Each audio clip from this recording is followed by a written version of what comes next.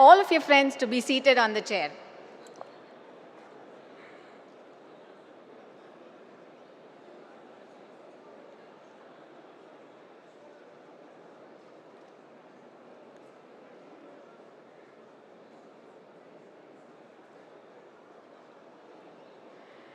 Can I request Vikrant Vashni from Succeed Innovation to please get his team inside and get seated on the chair?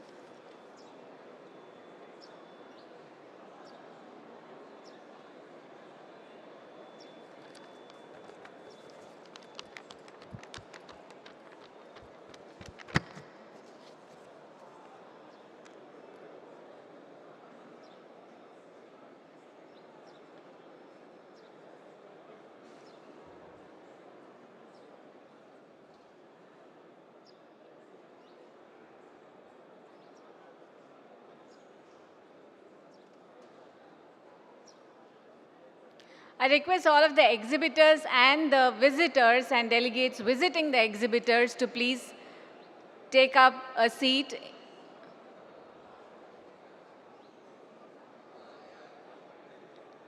And any exhibitor who gets all of their visitors to the chair, whoever is the first gets a surprise award.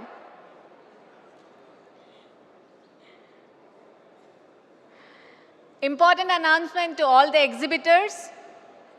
Get your team and your visitors into the conference hall and get an interesting award.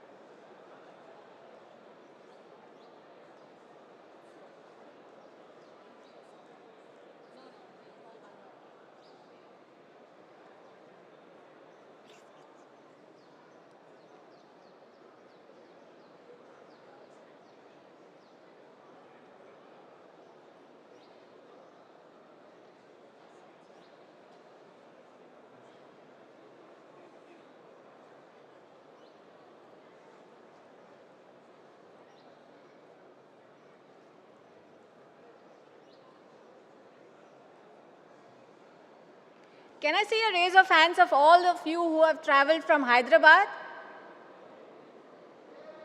I see a lot of hands there walking around. Can you please take a chair here? We have special seats for you because you have traveled all the way from Hyderabad.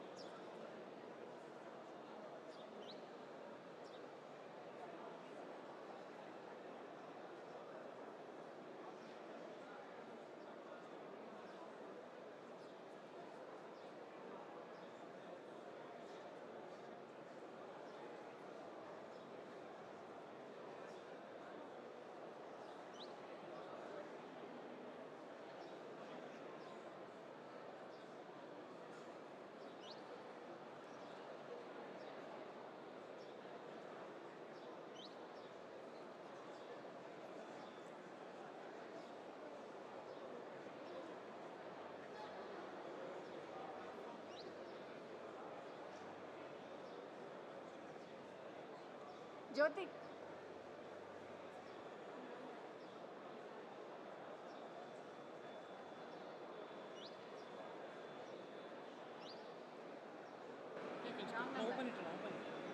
Open it, Vince.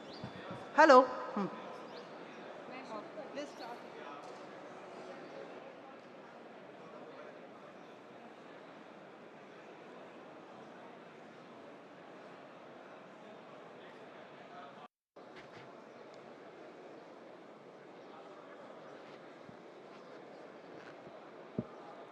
Ladies and gentlemen, this is a last and final call for all passengers on the ISF 2023 flight, the exhibitors, the speakers, the panel, the jury, the visitors, guests, and delegates, and wannabe entrepreneurs to please come up and get seated so that we could continue the day and take the best advantage of what is in store for you.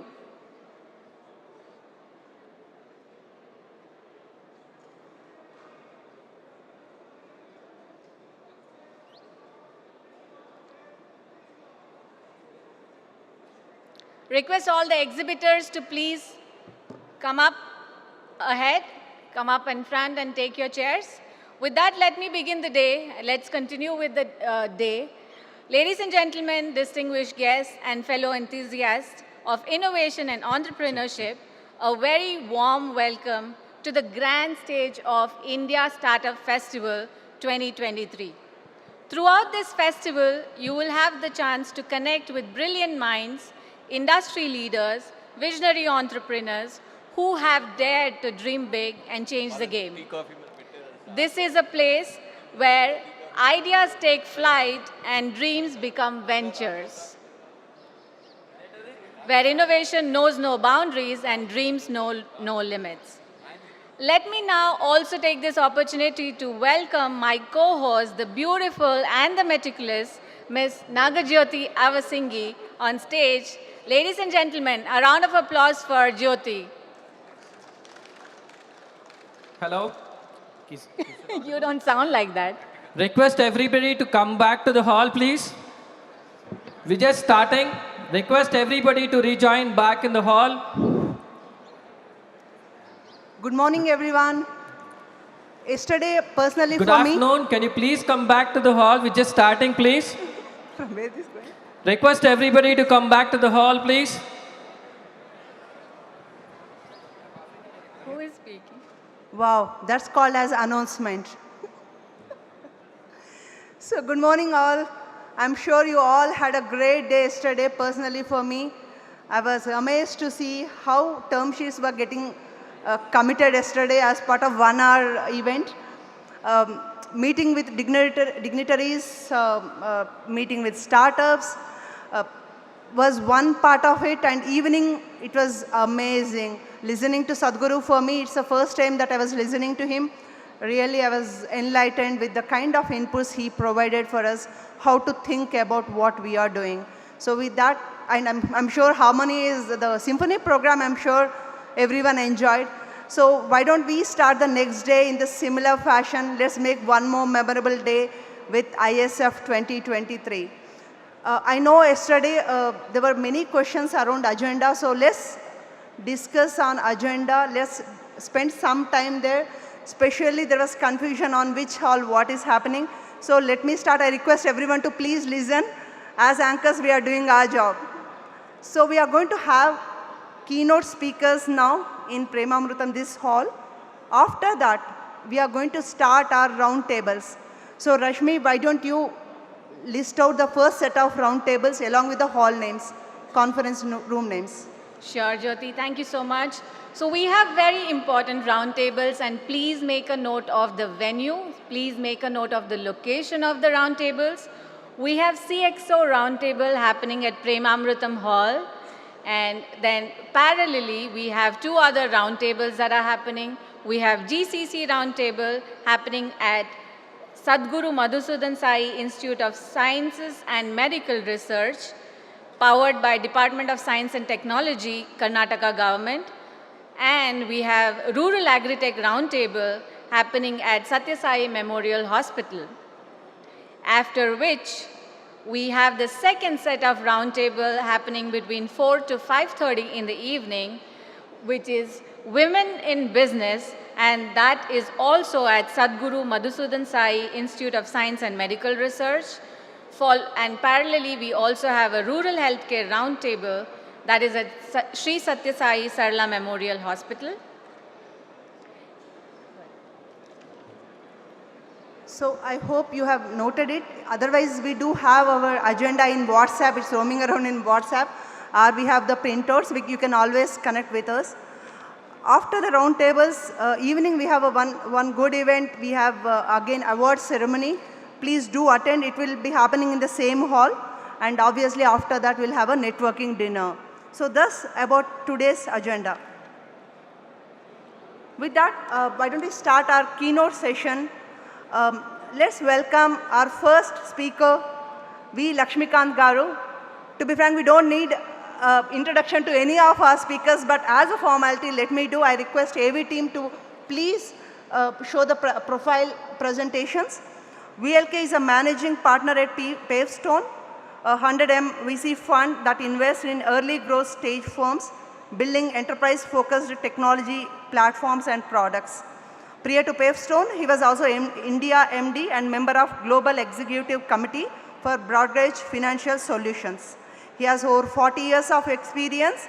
He is also known as one of India's IT industry pioneers.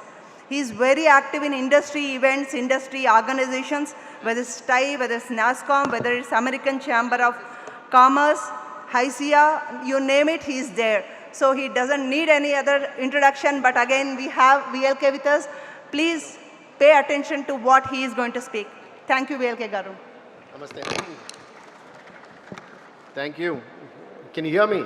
Yes, sir. Yeah, great. Okay. So wonderful to be here. My name is Laxmikanth. I represent a venture capital fund called Pavestone. We are a $100 million fund. We primarily invest in growth stage startups, okay, in the enterprise technology B2B space. So any startups here who are in that space, happy to talk to them. So wonderful to be here. And I had a lot to say actually, but post some of the conversations we had this morning and post some of the talks which Sadhguru and the others talked about this morning, I honestly have very little to say from I want to focus on a couple of things. Sadhguru talked about compassionate capitalism yesterday. And I want to spend a little minute on it because then I come from a business background, having run a large corporate enterprise and then part of a VC fund. So obviously there's always a challenge between, the business economics of it and doing the right thing many times, right? And I was reflecting upon it last night, and I think somewhere down the line something gets lost. Especially when I look at it from a startup perspective. Usually what happens is when the startup starts its journey, it has a purpose. It says that, whom do I want to be, why do I want to be, etc., etc. And there's a purpose. Very soon, after some time, it becomes as to what do I want to be, okay? Simple example, even as kids today, we don't ask our kids, whom do you want to be? We ask, what do you want to be? And the answer is, I want to be an astronaut, I want to be an IT program, etc. But the who gets lost in this translation somewhere. So I believe that as part of the compassionate capitalism, I think both from the venture capital side or the investor side and from the startup side, the continued focus on who, the question who, is very important in order to get the right answer. Sometimes we tend to think that, doing the right things may not get us the right results, okay? I want to tell you a very interesting story. There's a company called Patagonia, which makes fantastic jackets, winter wear, etc. They are a renowned market leader in that space. In 2011, Patagonia put up a full-paid ad in the New York Times. It said, "Don't buy our jackets." That was the ad. Okay, you can imagine, you're going to town and saying, "Don't buy my product." And they said, "Don't buy my jacket because when I produce my jacket, I use each jacket 30 gallons of water, 20 tons of CO2 is emitted into the environment, and so many other things happen." Okay. That year, actually, sales of Patagonia jackets skyrocketed. Okay. It's a very interesting, use case or a case. I haven't seen that happen too often, but this allowed me to reflect on the fact that what Patagonia was trying to say was you become conscious of when you buy. Okay, you make a very informed decision. And I think in today's world it's extremely important because today, as companies, we have a power to talk to the end customer at the ultimate, you could say, individual level. For example, I go to a shop, I want to buy a watch. Most likely the watch company knows that this is my 10th watch I'm buying. Okay, so it's in a position to say that, do you really want to buy this watch? Do you want to be sustainable? Do you want to exchange back your old watch and do something new? So there is opportunities for us to reinvent the business model. While it's not totally compassionate capitalism, but it's a step in the right direction. So my first point I would like to point out is continue to think of who and continue to keep the end customer and make him informed so that he makes the right decisions when he's buying. As a venture capitalist, I look at trends that are happening in the market. In the last year alone, probably in the last 18 months, I've spoken to over 350 startups. I've reviewed probably about 900 decks in the last probably 24 months or so. While there are many underlying themes that startups look at, and digital and the economy and blockchain and AI and ML, all of them, I think there are two other things that we should start to look at. One is very interesting. Post the World War, there was a huge middle class boom in the United States. And actually it was very, you would say artificially created. That is, people came back from war. The government invested close to $500 billion then in creating this middle class. And pretty much after that, it's become, the US has become the largest economy, both in terms of consumerism, consumer consumption, and in terms of GDP. Secondly was the importance of credit. So easier credit actually leads to a lot more consumption, a lot more demand, etc. So if you look at India today, we are starting to see those two trends at a fundamental level.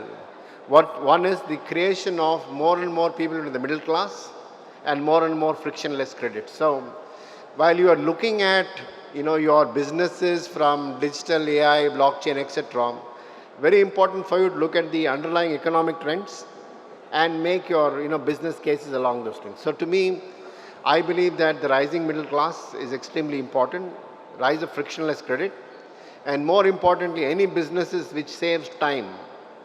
For example, today, let's say, what does Swiggy do? Swiggy saves time. It gives you delivery to your home, but you're in the comfort of your home. If you probably have made 100 orders in the course of a year, you probably have saved 1 week of your commute time. Okay.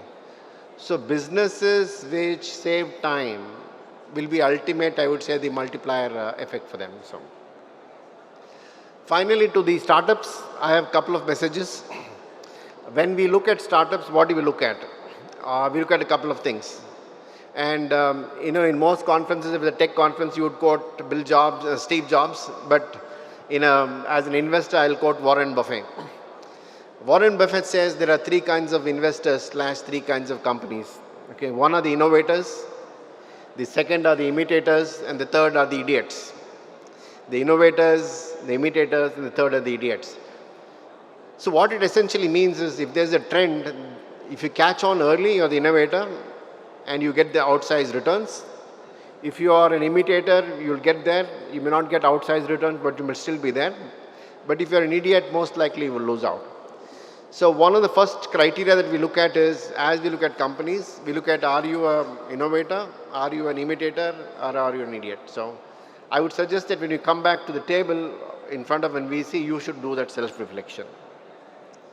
Secondly, I think one big, having worked in a corporate and moved to this side of the house, one challenge which I find, especially when people come for money, they are not able to articulate a question if asked, what do you want beyond money? If you had all the capital in the world, what would you do differently? Okay. And people struggle with that answer. So people look at, I'll have capital, then I'll solve all my problems, but usually not the case. Most often, most of the challenges come due to, I think we all know that ideas are great, but execution is the most important thing. So if you can't execute, you really can't build a business. And more importantly, as Peter Drucker said, culture eats strategy for breakfast. So in which case, how do you build your organization? How do you scale it? What are the organizational building constructs that you are employing is extremely important. So I would urge you to look at two things. Again, the Warren Buffett quote is something you can think about. And secondly, think about what is it beyond capital that you want from the investor. Okay, usually an investor is able to offer a lot more, provided you're open about it. So I wish the startups here the very best. Okay, I think great ideas, great traction, great energy, great place for you to incorporate your company and have ideas. So you find the fact that Jay Garu has been able to bring this entire ecosystem together is a great tribute. Leverage that opportunity. And I wish the ISF continued success, both domestically and globally. Thank you for your time and a patient hearing. Thank you. Thank you, sir. May I request Tarun Singhal, please come on to dais for handing over memento.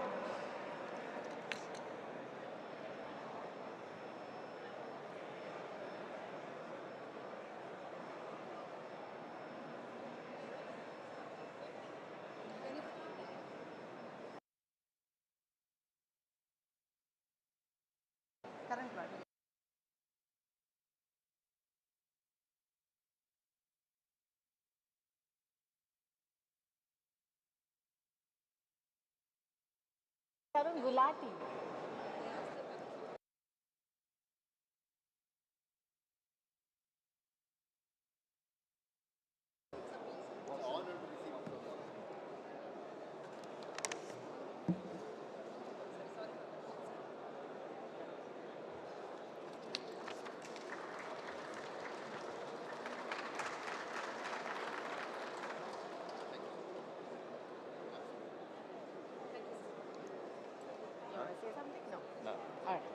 Thank you, Tarun.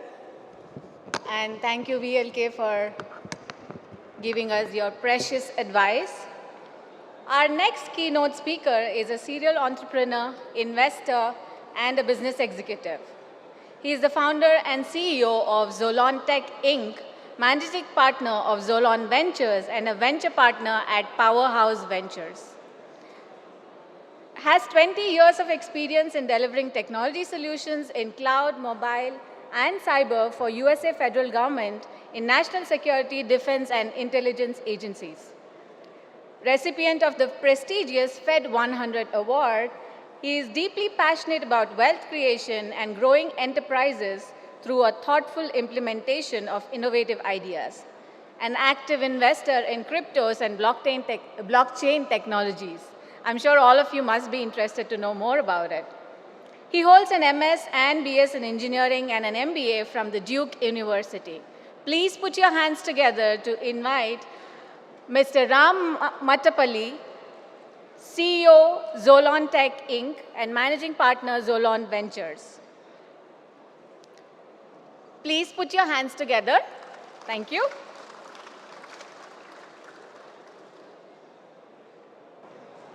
Ram, would you like to use the podium or a handheld mic? No need podium. Sorry? No, I'll use the podium. Go ahead.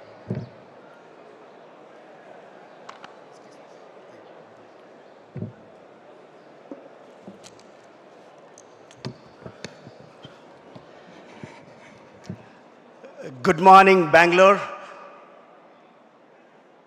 I am Ram Mattapalli, founder and CEO of Zolon Tech. I am very honored to be here at this great India Startup Festival and privileged to speak in front of you.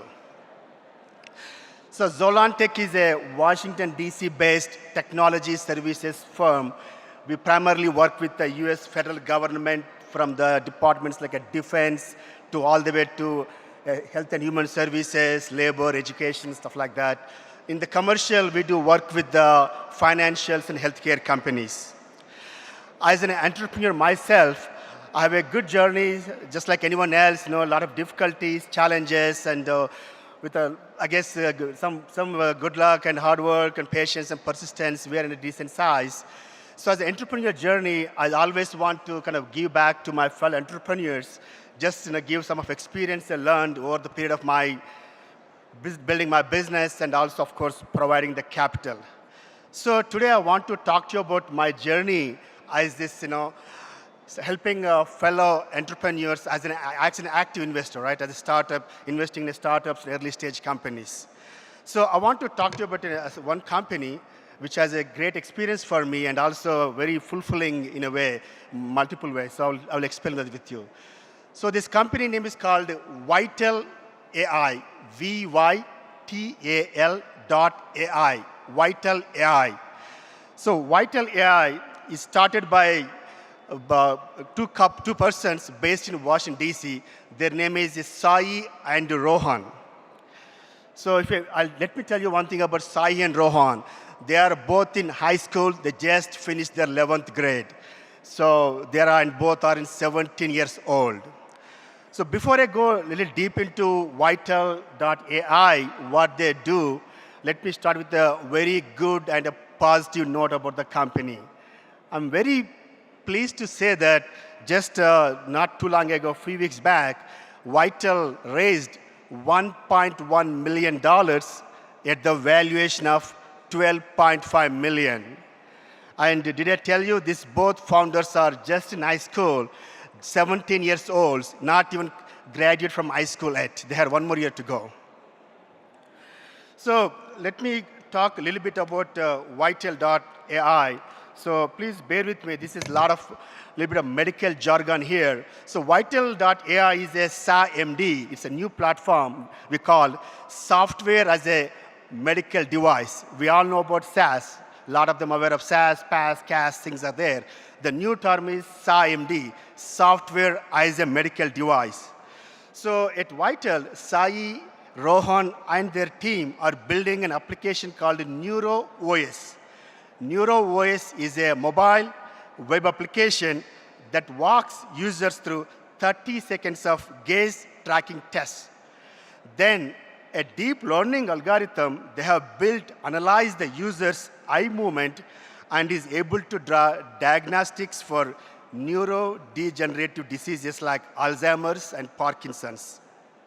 So you may be wondering, right, how exactly this app doing a 30-second gaze tracking test can lead to diagnosis this kind of very important diseases, right? Especially given with the current technology, it takes thousands of dollars, numbers of hours to procure similar diagnosis.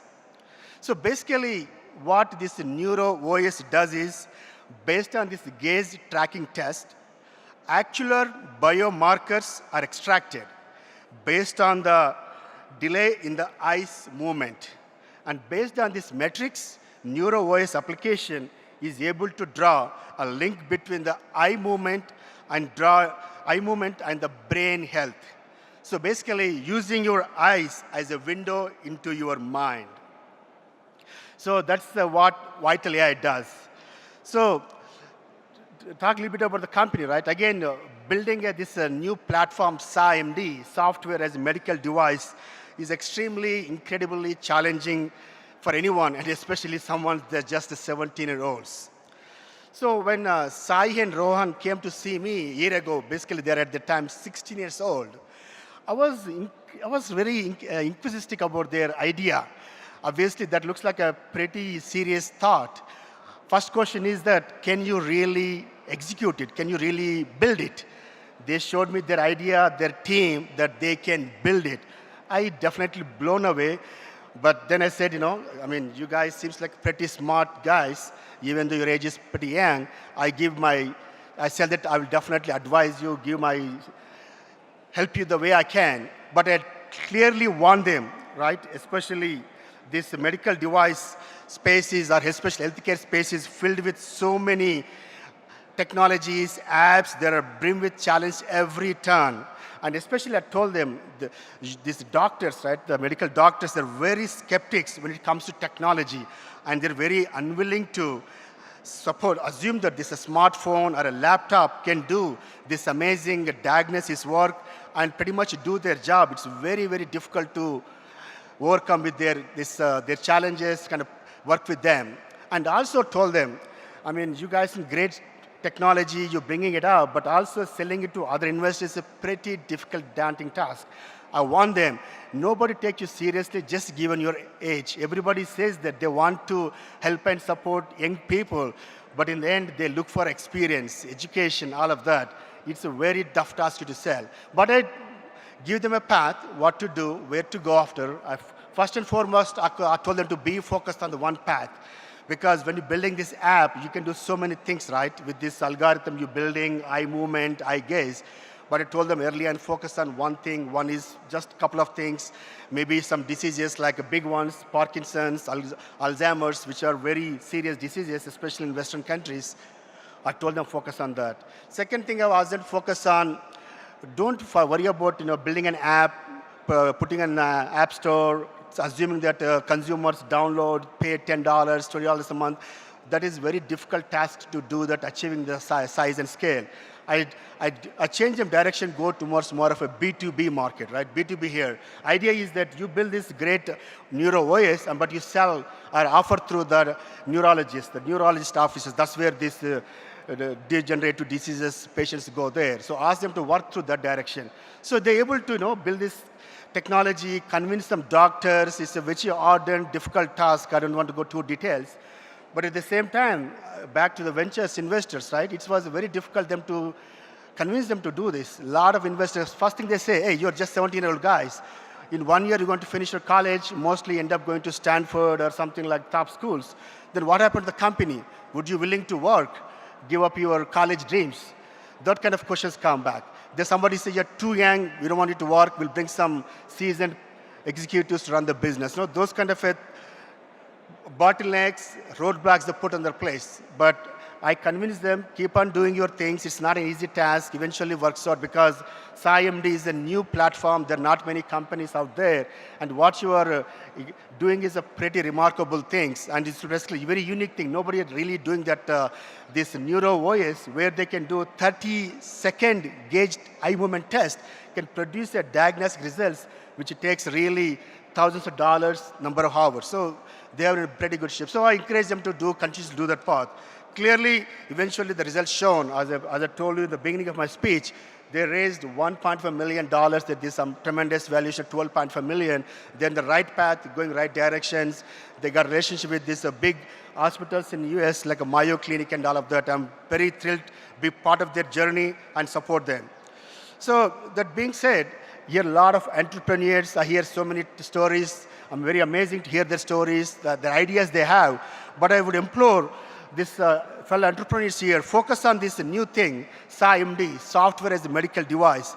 We all know healthcare is a big field. It's growing tremendously, especially the field of medicine. If you're getting into this SciMD style, software as a medical device, and build some platform or build something on this kind of a platform and devices, it could be tremendously beneficial, not only you as a personally, romantically, but also helping the fellow humankind, right? Imagine, we all know during pandemic what happens, what is telemedicine was helpful for us. Now we realize that to do any diagnosis, you don't have to go to see a doctor in person. You can do everything remotely using some pretty built-in these new technologies which can definitely help you to diagnose and things like that. So with that, all I want to put this thought in front of you, again, give my experience, some journey I had as helping fellow entrepreneurs. I want to share my experience with you. And also I want to thank you very much for giving this opportunity, especially Jaya Garu, my dear friend and dear mentor, helping me to come here and ask me to be here, and also great to see so many fellow CXOs and other investors. Thank you very much for your time. Looking forward to meeting you more like-minded individuals. Thank you. Thank you, Ram. Thank you. That was very informational. And this is one company that's grown from startup to small, medium to a large business in the DC area of United States of America. All right, thank you so much. I would now request Tarun Gulati to please come up on the stage and give a small token of gratitude from ISF 2023 to Ram Mattapalli.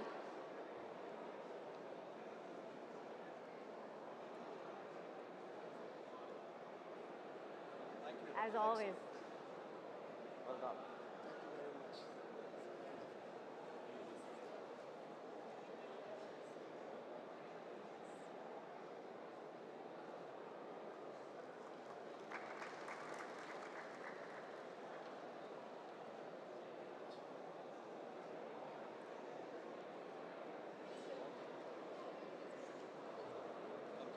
Thank you, gentlemen. Thank you, Ram.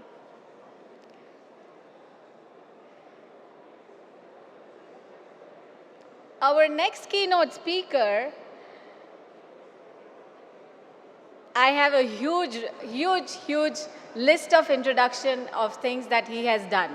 So in the interest of time, I'll just cut it short. He is an international trade and investment lawyer in Washington, D.C., an investment banker, chairman to Give a Life Foundation, nominated for Nobel 2019 and 2020 for establishment of bone marrow transplant registries. Name it the field, he has contributions in every field.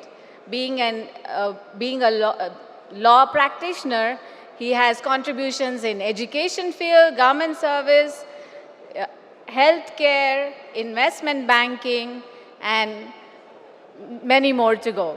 So without taking any much more time of all of yours, let me introduce Mr. Bart Fisher on stage with a round of applause, who is going to talk to you and educate us on building bridges between India and the United States of America.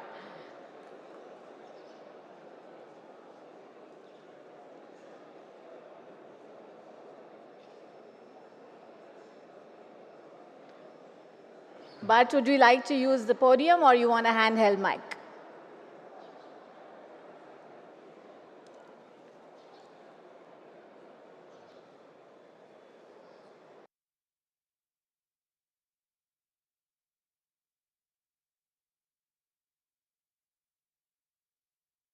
Is this working? Yeah, that's good. That's good.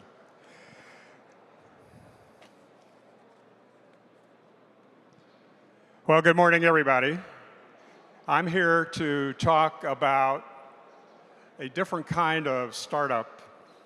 We're a startup, and India is very late to this party, this startup. So I'm here. I came a long way from Washington, D.C. to talk to you all about this startup. And the other subject I want to talk to you about is building bridges between the United States and India. And in my opinion, healthcare is one of the best areas where we can build bridges in our mutual self-interest, the win-win propositions.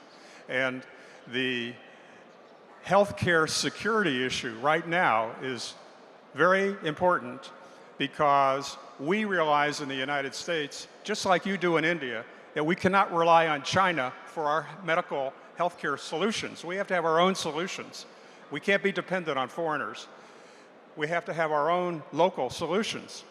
And the particular mission I'm on here has to do with what we call the bone marrow transplant registry. For example, most people know that you can transplant solid organs like heart, lung, liver, kidney, pancreas. We all understand that. But most people really don't understand that the marrow is a fluid organ, and it can be transplanted also. And the occasion on which you would do that is if you have a cancer. They're called blood cancers, like leukemia, Hodgkin's, lymphoma, and other kind of blood cancers. But in order to be able to make the marrow work again, to make red cells, white cells, platelets, you have to have a new marrow, and you have to have a match. So our program in America is called Be the Match. You'll see it advertised everywhere on subways, and people are signing up for it in America. But it hardly exists in India. India has 4 small private registries, and in the United States, we have over 30 million HLA marrow-type donors, voluntary donors, in the registry, 30 million more overseas, so a total of 60 million voluntary donors. India has less than 2 million. And for a population of its size, to find a match, you need 80 million. It's a massive undertaking, but it can be done. And what the Give Life Foundation is proposing to do, and will do, in fact, is launch a campaign called Swab for Life. With one swab, you're in the registry. We can get the DNA, the information we need to be able to do a bone marrow transplant, which is pretty amazing. And it's a information technology Obviously, India is very good on software programming, information technology, et cetera, but in this area, India is way behind. And one reason is India has bigger problems than just blood cancers. I mean, it's rural healthcare in general, which is the subject this morning. But what we're doing is we have to keep the focus on a solution that can work.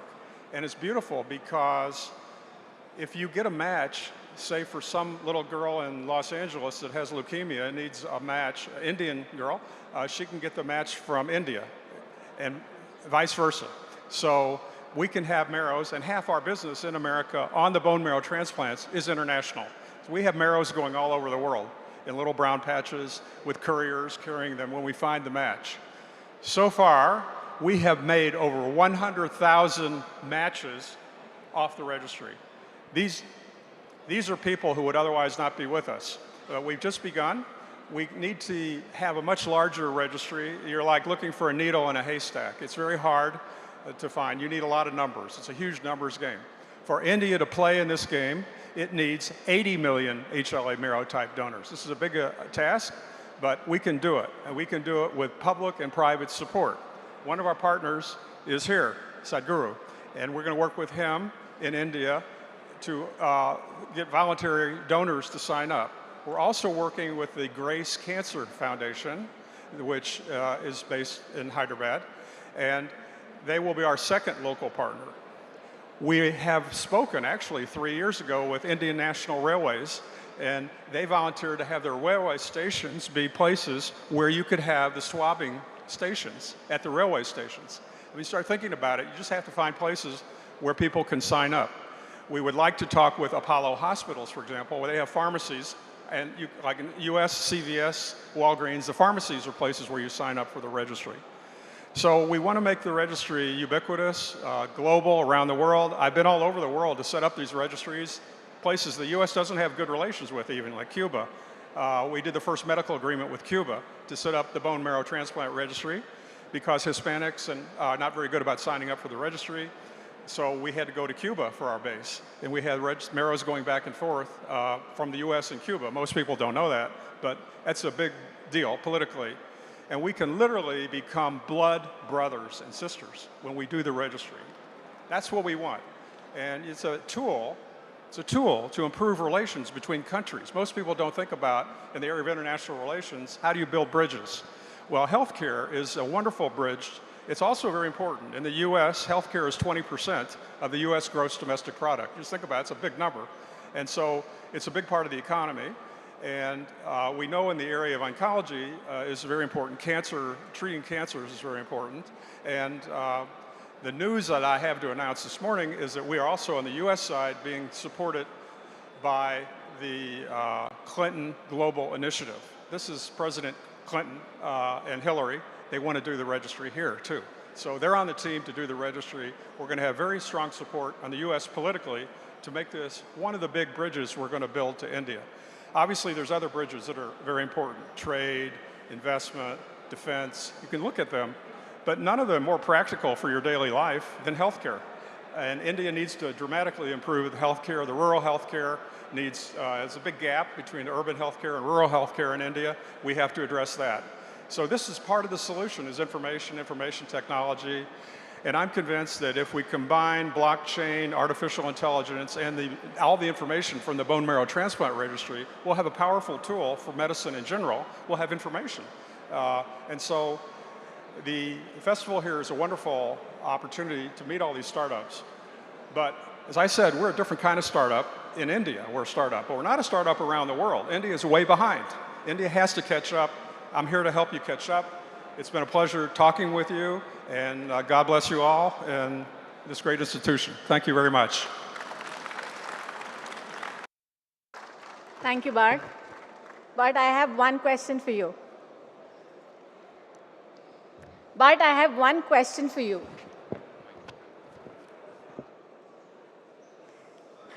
Bart, I have one question for you.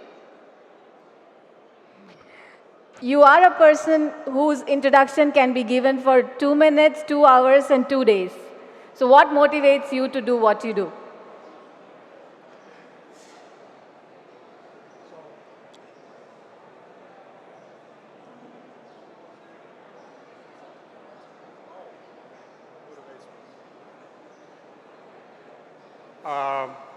So my story is very interesting. She asked for the motivation.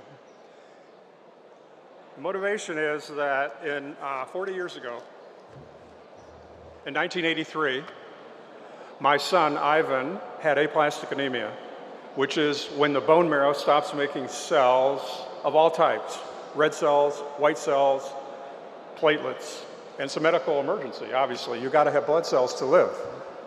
And there was no registry in America at the time. So I went to Congress and I got a bill passed called the National Organ Transplant Act, which set up the registry. Well, it's a great story, and it's the legacy of my son Ivan, who died because there was no match in America for his type of marrow. It's very interesting from a scientific standpoint. It's 1 out of 4 that a sibling will be a perfect match. These are brother or sister. It's an argument for large families, actually. But if you don't have a sibling match, you're literally dead unless you have a match, what we call an unrelated marrow match from outside the family. Okay, so that's what the registry is. It's for unrelated marrow donors, and it's voluntary. No one's making you do this, but it may be the one chance in your life you have to save a life. You think about it. And we have a rule of anonymity, which is for 1 year afterwards, you're not allowed to know how the outcome was, if the person you gave the stem cells to lived or didn't live. But because psychologically, that's a big burden. You know, their life literally depends on whether the marrow match took. So we now have the point where, so it's after 1 year though, you can find out. And so that's very satisfying psychologically to know that you saved a life. You're literally a blood brother or blood sister with somebody, and those bonds go on for life. So that's what I want to set up internationally. You know, you helping someone in India, someone in the US finds the match here and vice versa. That's a tremendous way to improve the relationship because we become blood brothers and blood sisters. Before going to law school, actually, I took a PhD in international relations. I never dreamed I'd use this aspect of medical as part of improving relations between countries, bilateral relations, international relations. We set the registry up in China, Cuba, places where the US isn't necessarily all that friendly, but if you're a parent and your kid has leukemia, you want to find a match. Believe me, you're motivated. So we went to the parents and we set up a lobbying effort in Washington. I'm also a lobbyist. It's not a dirty word. It's not a dirty word because we're information providers to Congress, and we go to the Hill and we explain these things. And so that's the system in the US. And I lobbied to get the bill passed. That's really how it started 40 years ago. It's a wonderful legacy to my son's memory. Thank you. That's the motivation. Yeah, it's a good story. Thank you so much, Bart. Could I request Mr. Bipin Pendiala to please come up on stage and give a small memento to Bart Fisher?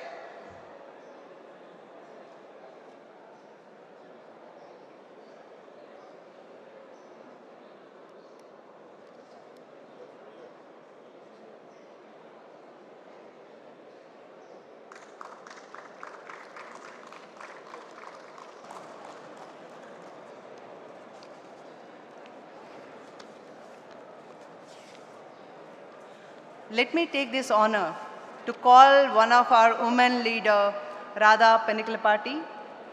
Radha is Vice President, Cruise Customer Success, on a mission to make transportation safer, cleaner, and more accessible to all. With 20+ years scaling global operations across customer success, trust, and safety in high-growth companies. She's a former leader in YouTube, Google, Salesforce, RingCentral. She is also advisory board member at First Source. She is very passionate about education, empowering women in tech, and executive sponsor of Empowering Women of Cruise. Thank you, Radha ma'am.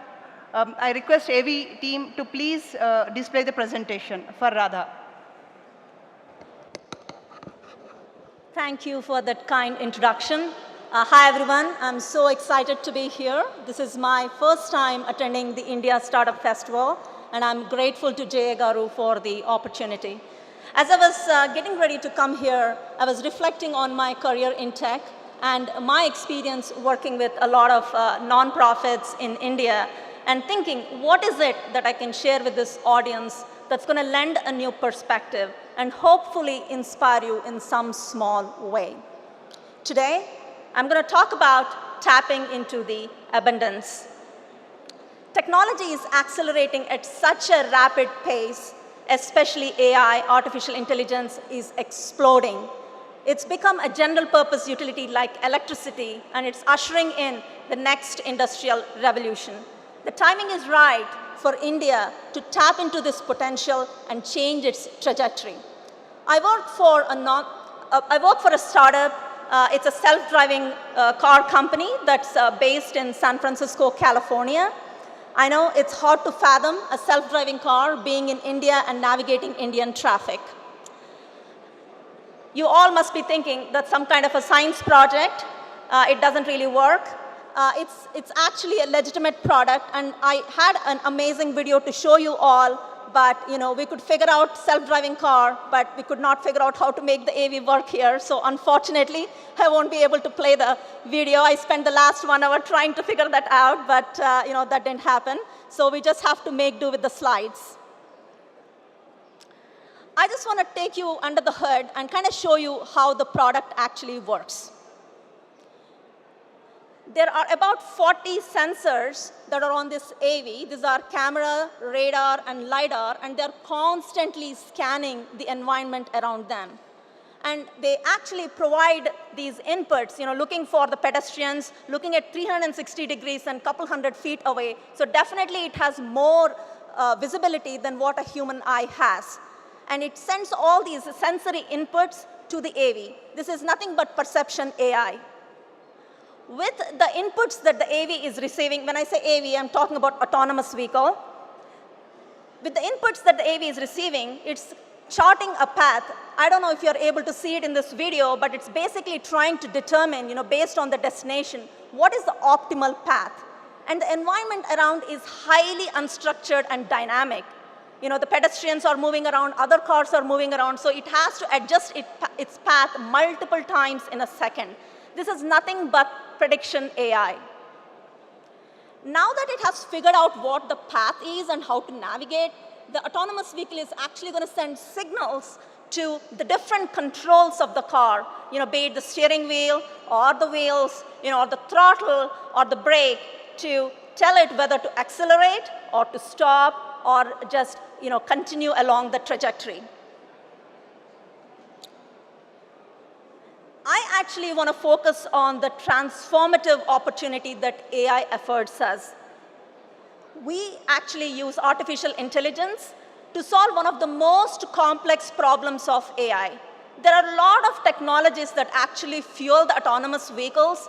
There is hardware, there is robotics, there is artificial intelligence, cloud computing, edge computing, Internet of Everything, cybersecurity, storage, and compute. These are all the things that we actually have to innovate in.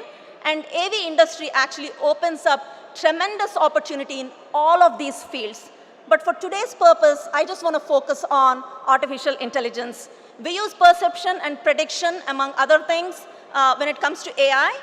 And when you think about it, there are a lot of use cases for perception and prediction beyond the use case that we are actually applying it for. For example, perception AI is used in manufacturing for quality control, or the automated X-ray screening in healthcare, or the emotion detection. These are just a few examples. You probably experience prediction AI every day. The watch next recommendation that you see in YouTube or Netflix is nothing but it's based on prediction. Or the product recommendations that you get on any e-commerce website, they're all using prediction machines.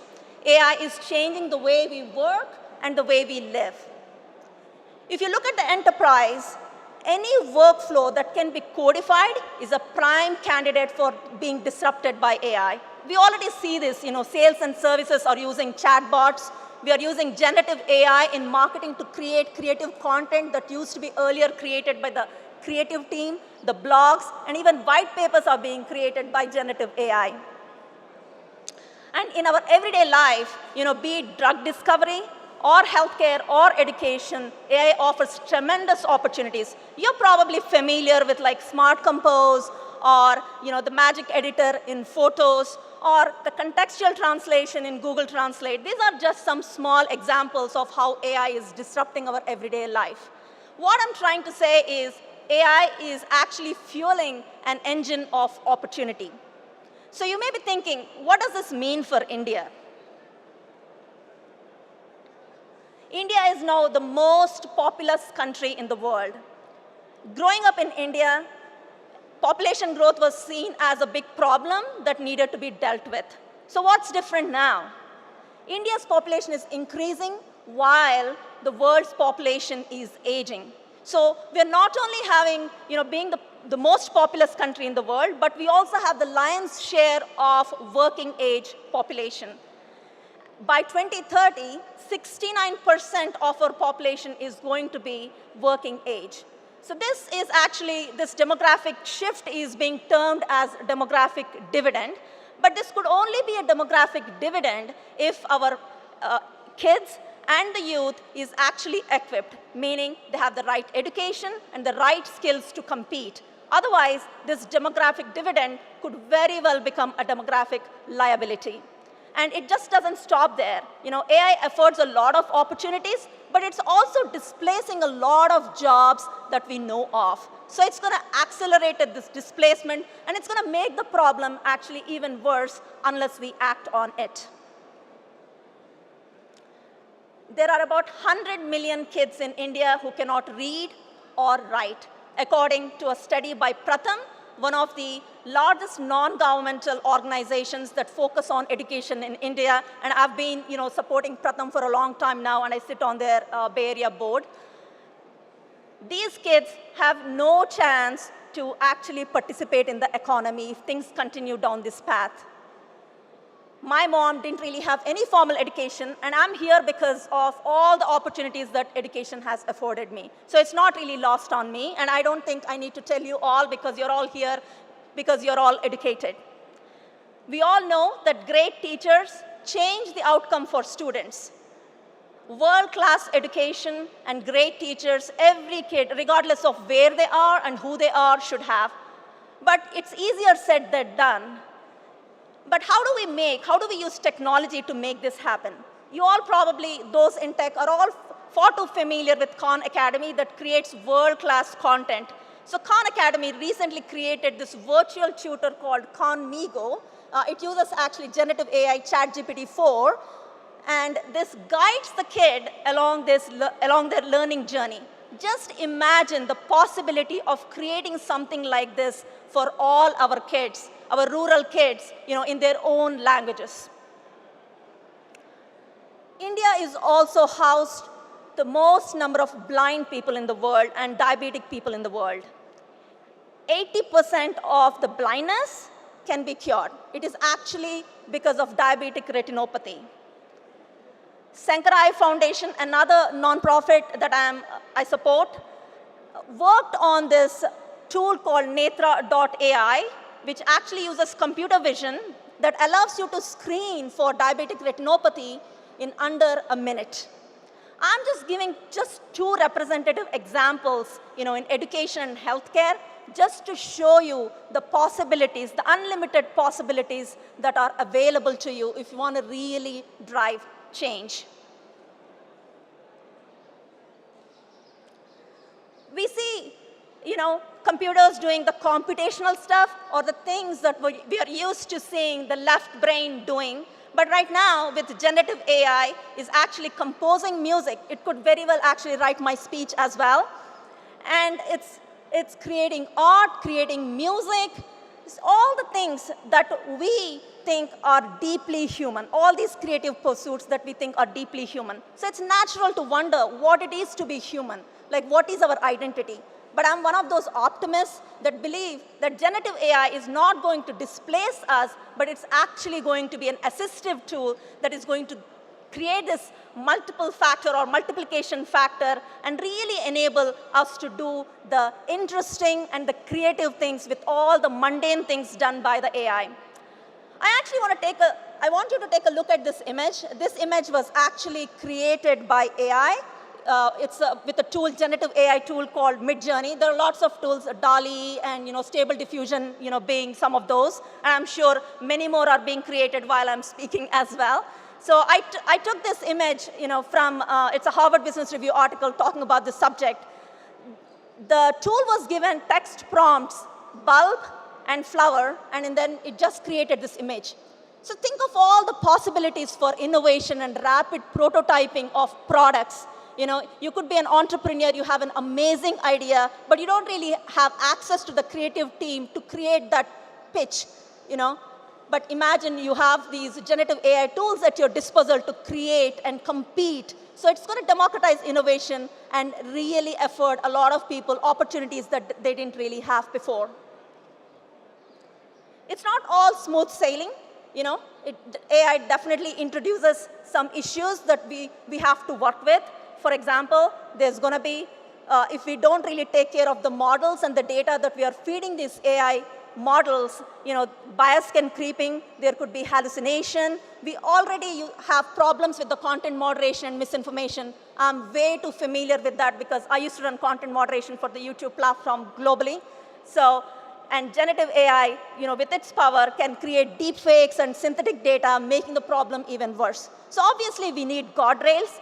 Just the saying goes, with great power, it requires great responsibility. So we need responsible AI, ethical AI, and this is where the governmental and non-governmental organizations have to step in and create those, guardrails. But I do believe, in the power of AI, while we work on these guardrails. I want to leave you today with a request. Be the change you want to see in the world. Be a change maker. You have the ability to disrupt with your innovation and executing on your ideas. You can not only create opportunities for yourself, but you can create opportunities for your community. And if executed well, you could actually change the trajectory not only of your community, but for the country. And if done well at a scalable level, even the world. So go be a change maker. That's my plea to all of you. Thank you so much for the opportunity.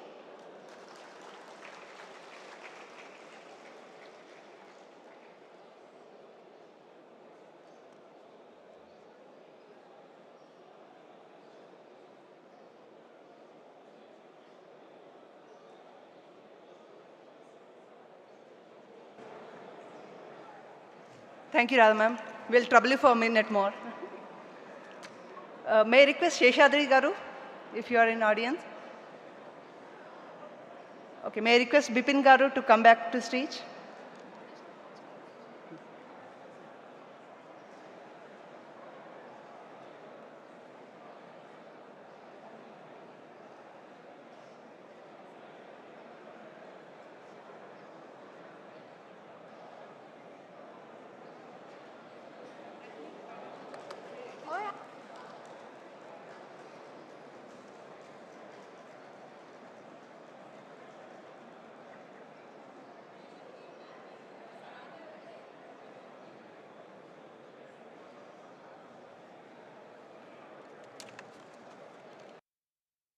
We maintain the culture.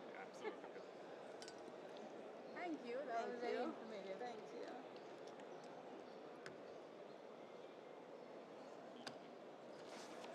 Oh, we are delighted to have such great speakers who are sharing their experience and letting us know what they have done and what they have achieved.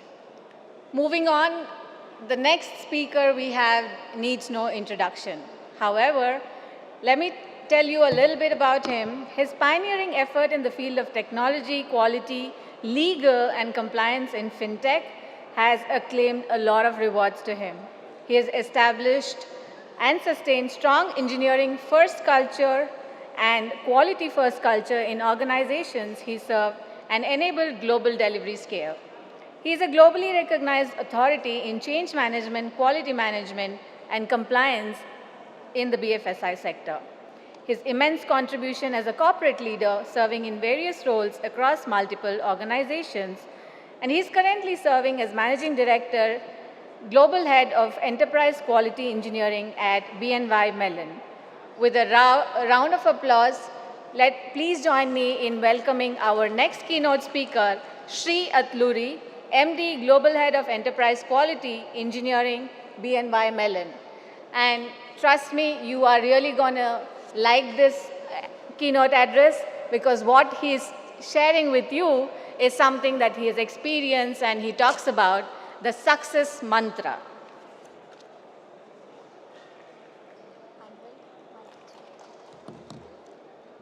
Thank you. Thanks, everyone, for listening in. And it's an opportunity to be here. On this topic, I just thought about it when I was asked to speak about a topic that actually would be useful for everyone. But the success mantra, actually, all of you are successful. Probably you may not need this, but probably I will learn. And I'm learning from all of you, talking to you for the last couple of days. And what I'll cover, success is not a destination, it's a journey. And if you really see, there are certain attributes, there are certain habits, like rituals, that one ought to follow in order to be successful. There's no magic. If you really see the way the world works, it all starts with foundation. And the foundation starts from your childhood. And the way you speak, and the way you respect others, the way you learn, and all these things that you learn from your parents, from your neighbors, from your teachers, from your elders. All these things are foundation. If your foundation is stronger, you can build anything on top of it. If your foundation is not stronger, anything that you build is not going to last long. And if you really see successful people, it's a mindset more than anything else. If you believe in doing something, that you have a plan in place, and you really have that killer instinct to get to that destination, you will get there, no matter what. But when you really want to get to that destination, the rituals that I'm talking about are not a one-time activity. You need to practice it. And when you see some of the successful people who could be wealthier, highly, I would say, respected in the society, they are where they are not by accident. And the way they get to the levels is by their perseverance. And also, you need to have patience. And if you think you need to be an overnight success, it's not going to happen. You need to really believe in yourself. You need to learn. Learning is a lifelong journey. And if you stop learning, you stop growing. The growth is not just a promotion or just the money that you're making. The growth is how much better you are from yesterday. And you are your own bar. And again, building your brand value. Brand is not only for products, but for people. If you build your brand, you will actually be seen as that. And you are elevating that brand. And that brand is something that you are not accumulating or adopting overnight. You are enriching that and growing. And again, if you say what you say and do what you say all the time, if you say you will do, you have to do it, no matter what. That's where you build the trust. If you do not have the trust-based relationship, no one will trust you. And these are things that I'm just sharing what I do. It's not from any book or not from any of the things that I read, I practice. And there is a book that I'll actually cover very interesting book called Kiss Your Butt Goodbye. You can actually Google it and you can actually read it. It's actually written by one of my colleagues at JP Morgan Chase. And Kiss Your Butt Goodbye is actually, I'm going to give you a gist of what it is that is written in that book. I'll encapsulate everything in 2 or 3 statements. You don't need to read a book if you can understand in 2 statements. Basically, we all are actually building our brand I was talking about. Say, for example, Santosh is here, and we'll say, Santosh is a great technologist, but he's not trustworthy. And we'll say, Ram is a great entrepreneur, but he doesn't show up on time. In those 2 statements, anything before but is forgotten. And after but is what people think of them. And we all have buts, a lot of them. And you can manage working on those buts, but the way you need to manage removing those buts is to believe in truth tellers. First of all, you need to be ridiculously truthful to yourself. You need to really understand exactly how many buts you have. If there is feedback given, take it and work on it and remove those buts. And you will all be successful. And I wish you good luck. Thank you very much.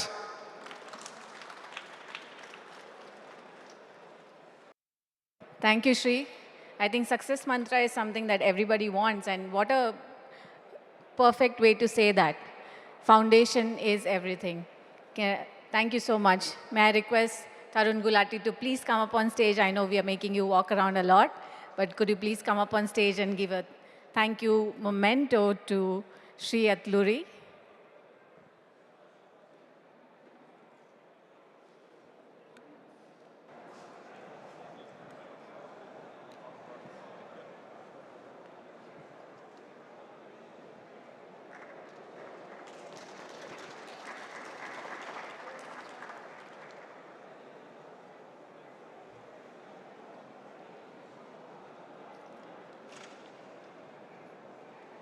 Wearing a nice suit, so you're getting called again. Next and last presenter of the session, Dr. Vishal Rao Garu. To be frank, when I was reading this profile, I was like, wow. So let's hear from him. He's currently the Regional Director, Head Neck Surgical Oncology, Robotic Surgery, and Associate Dean for Center of Academic Research at Healthcare Global. He's a TEDx speaker. Good part that we should all know is he invented something called Om Voice Processes. What it does is it's a low-cost speaking device. It helps throat cancer patients to speak. So this is the innovation which got recognition across BBC, Harvard Business Reviews, Forbes, everywhere doctor's name was there. So he has like 18 patents. So generally I'm like, I always used to feel like I have a couple of patents. I used to feel like, oh man, I'm doing good. But after reading doctor's profile, I'm like, oh man, lot to do more. So with 18 patents, today he's going to speak on special topic, possibility to actuality. How to create disruptive innovation environment in India. So that's what he is going to speak. Vishal Rao Garu, please welcome on das.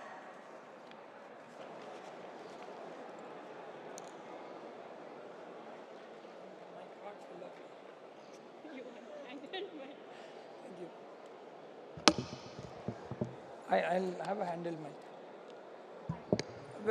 Very good afternoon to all of you. I'm the last person standing between you all and the lunch. I'm going to be quick and as relevant as possible. Are we able to showcase the slides? Yeah, but I can't see the slide. I can see myself now. Can you project the slides, please?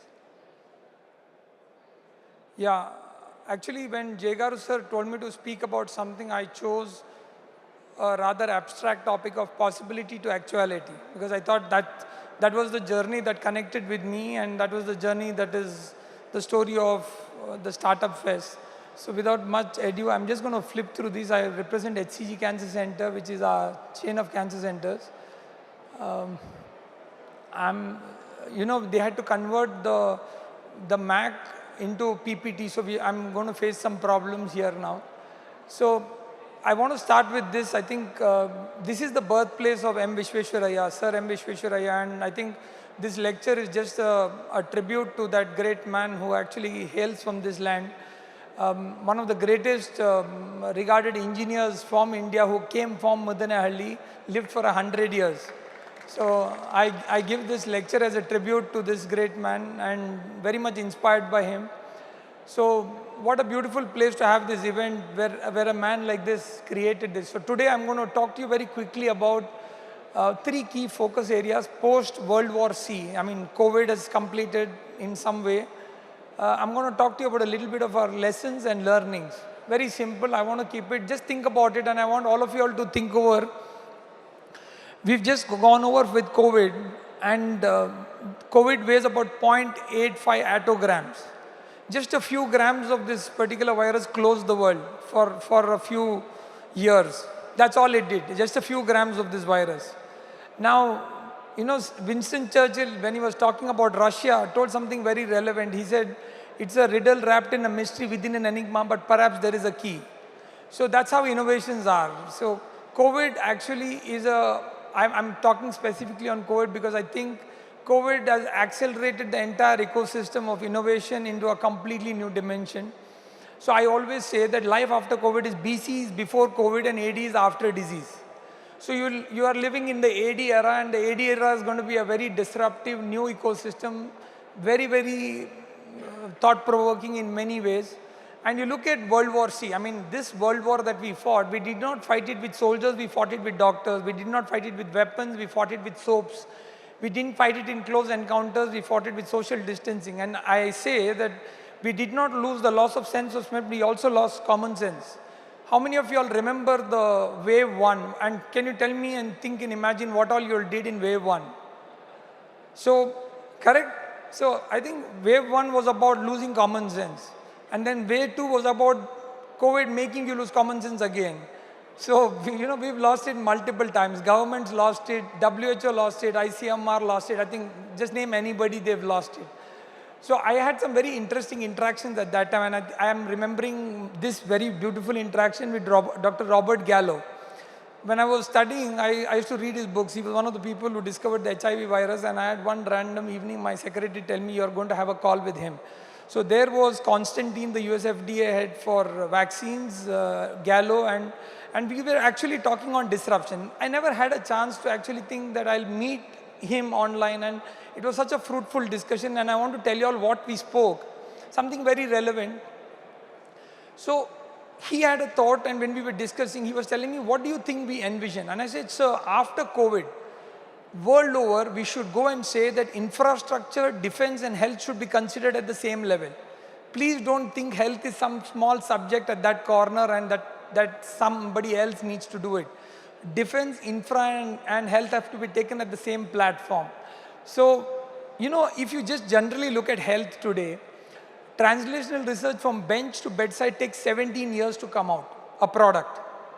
17 years. So I'm not going to explain this boring slides, but basic science, animal experiments, phase 1, phase 2. So by the time you come to the market, it's 17 years.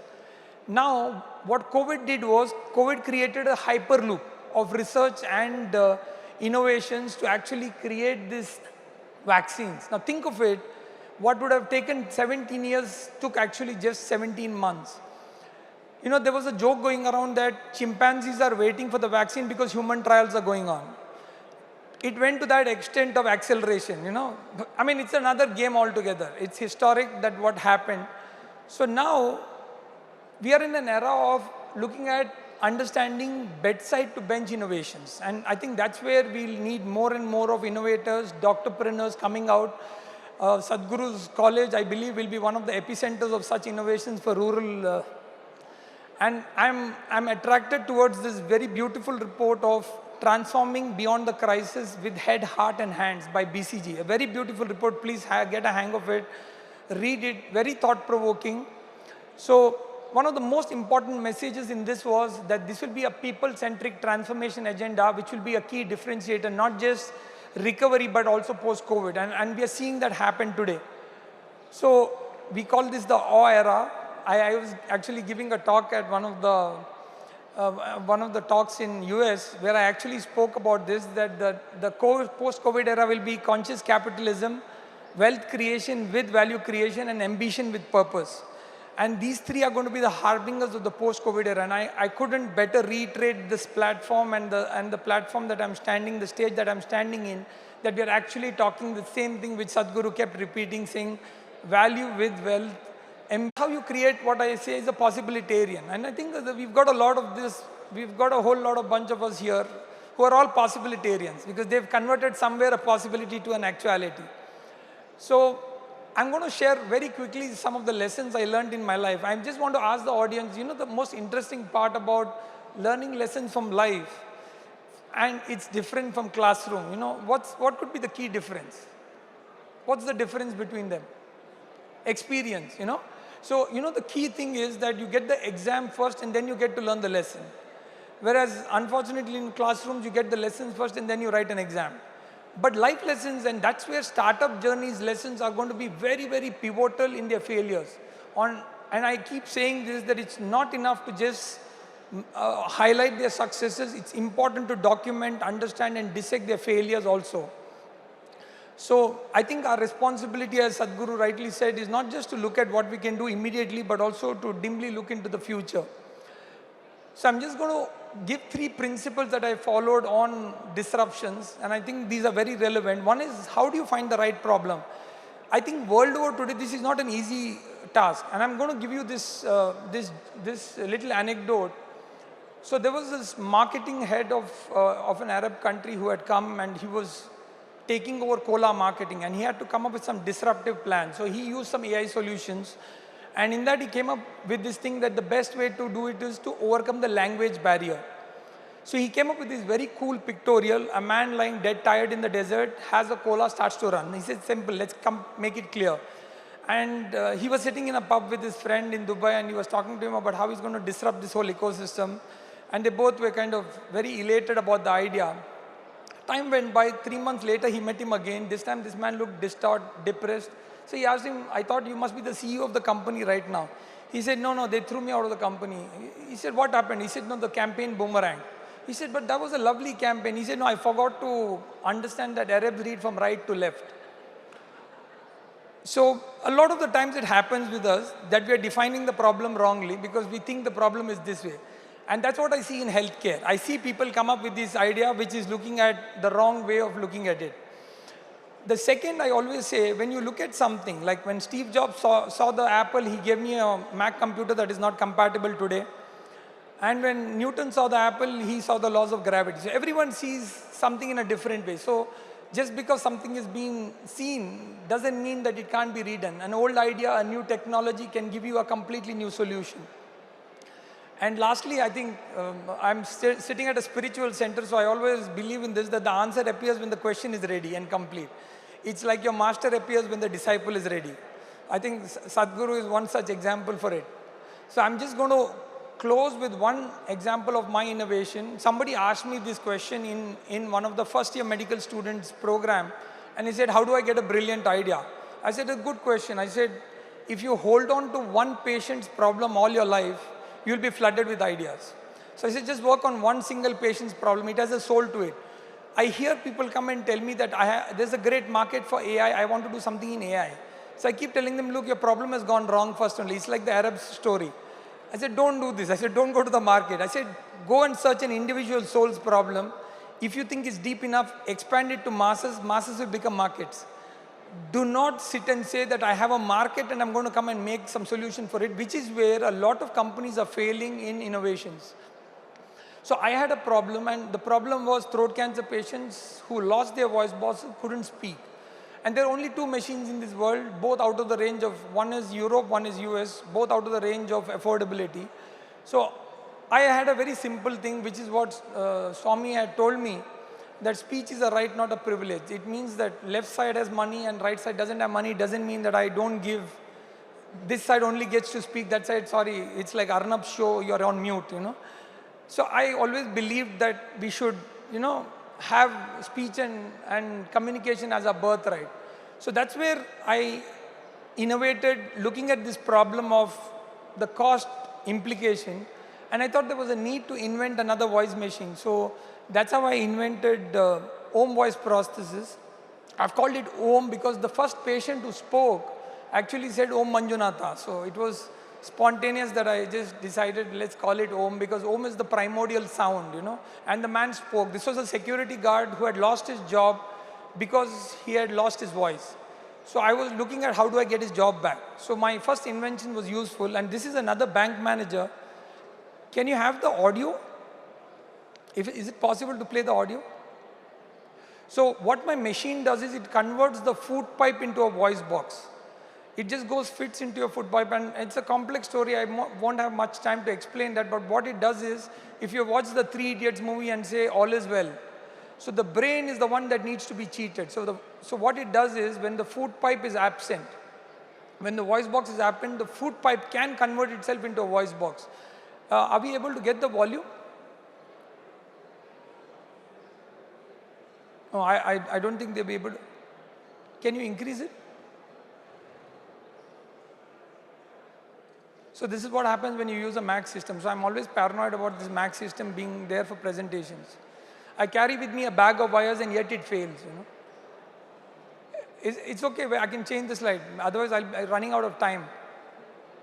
Is it possible?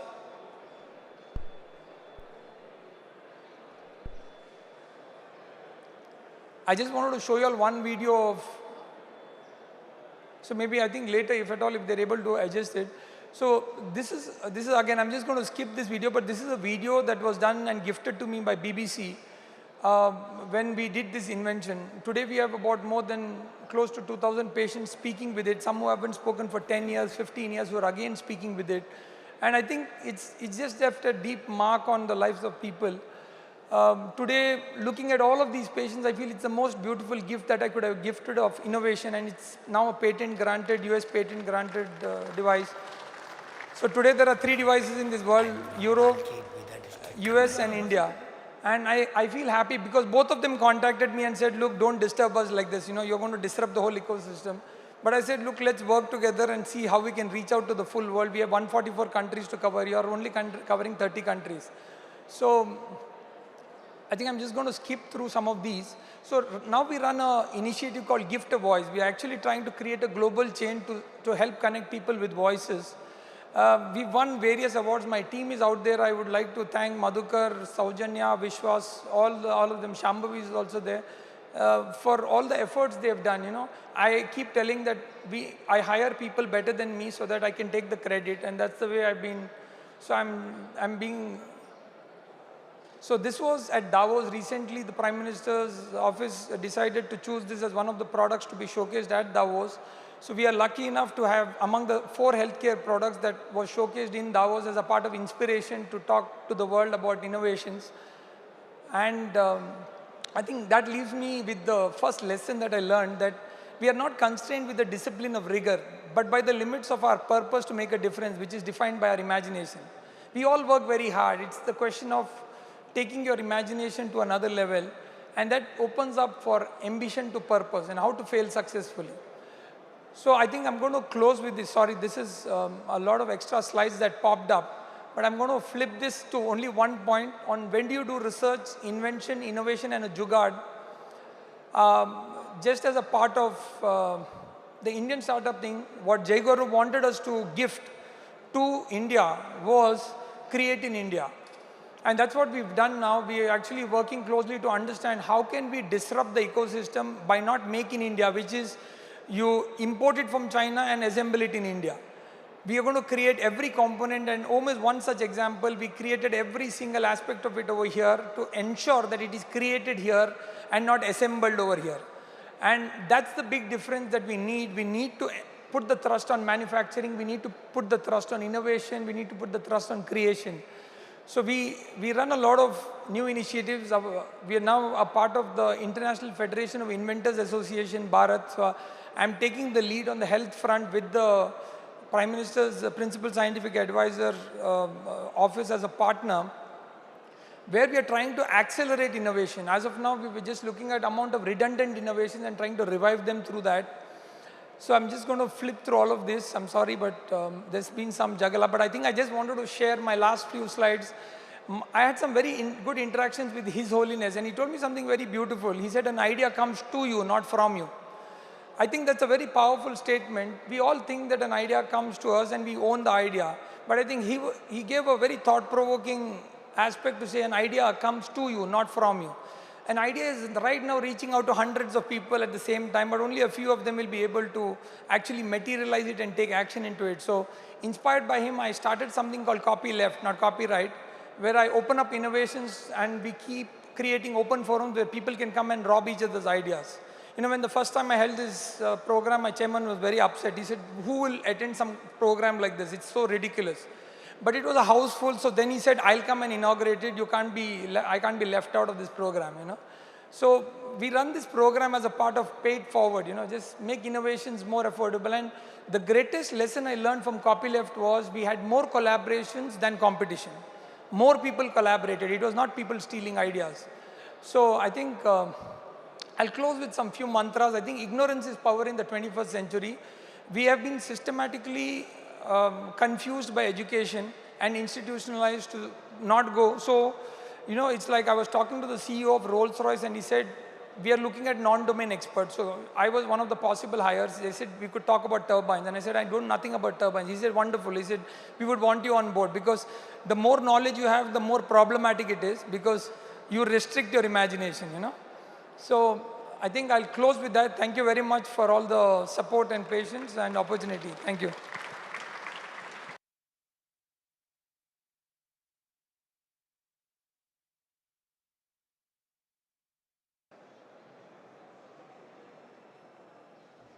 Thank you, sir.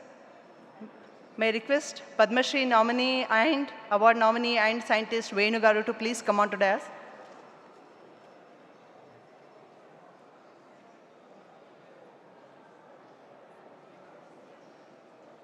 A small announcement, because we delayed in the first half of the day, right? We are pushing our next part of the program for 15 minutes. So I know that there are different halls. I can repeat the halls. Give me a second. Thank you.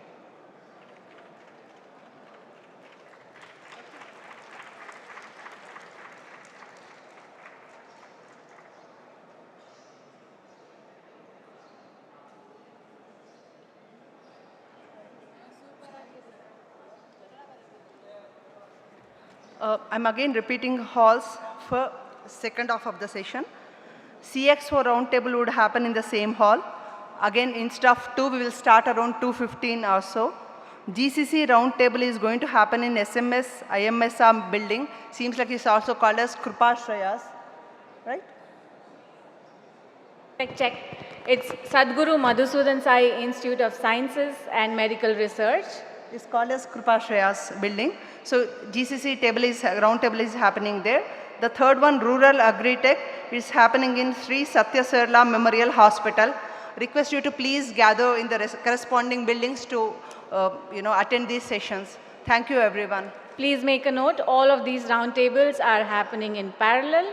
So all of these roundtables start at 2:15 at their respective venue, followed by which we also have the second set of roundtables happening from 4 to 5:30. Yep. That's Women in Business at Sri Sadhguru Madhusudan Sai Institute of Science and Medical Research, Rural Healthcare Roundtable at Sri Sathya Sarla Memorial Hospital, and a Global Diplomats Roundtable as well. Thank you and wish you have a great lunch. Thank you, everyone.